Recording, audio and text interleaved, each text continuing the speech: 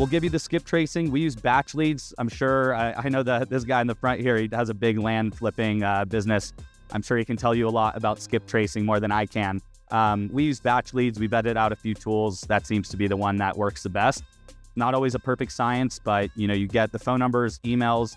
I've looked up some properties. They have my parents' phone number somehow. So it's a little bit intrusive at times. But again, the business entity address, I think, is definitely a gold mine. You can also see the tax history and just some other information from the county. So that's just what to expect in terms of any parcel that you open up, even a single family home, right? And so I want to pivot a little bit to kind of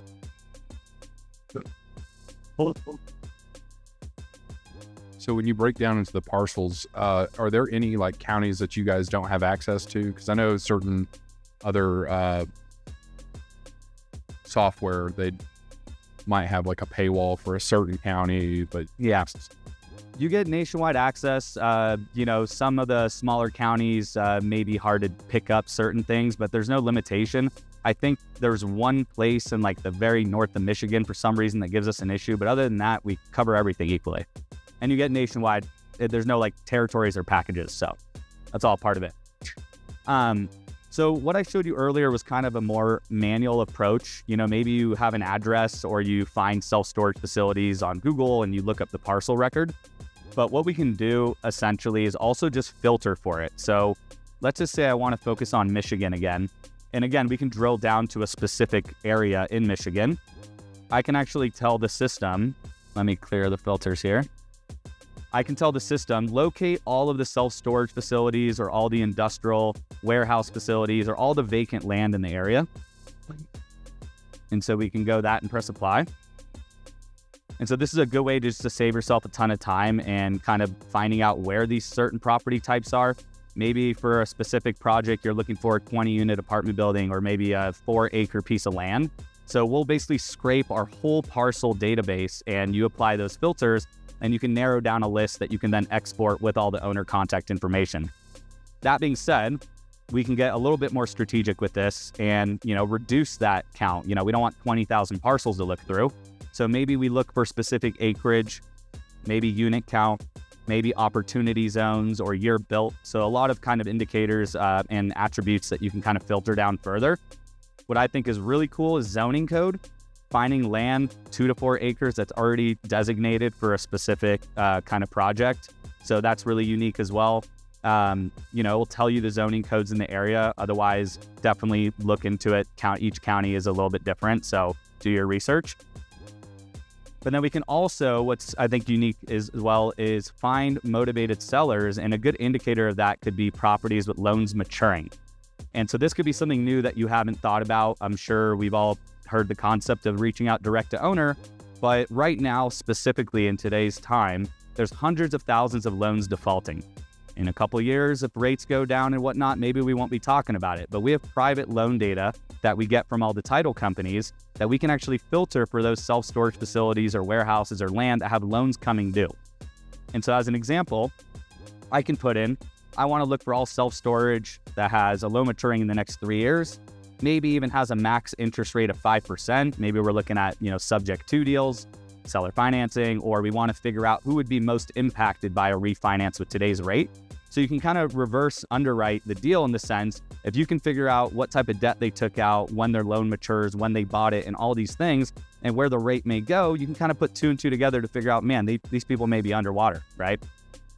So I've already pulled up an export just to save us some time, but what we would do is just select all of the properties of interest, and then we would download it, right?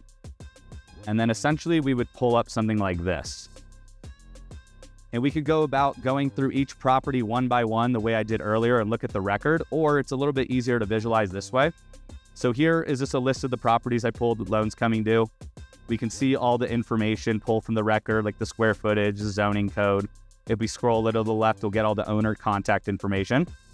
But the financing information is really what I want to point out. So here we can see when the property's loan matures. So we get all the maturity dates. We can also see their interest rate, right? And if you put a filter for max 5%, you're only going to get the ones with below 5%.